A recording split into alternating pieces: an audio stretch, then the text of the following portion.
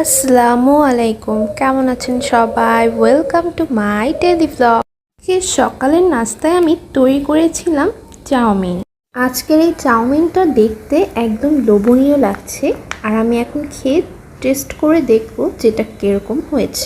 একেবারে চাউমিনের মতো না হলেও পারফেক্ট একটা নুডলসের মতো হয়েছে।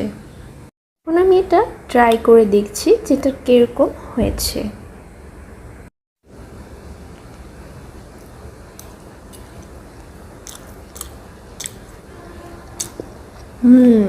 খুবই মজা হয়েছে।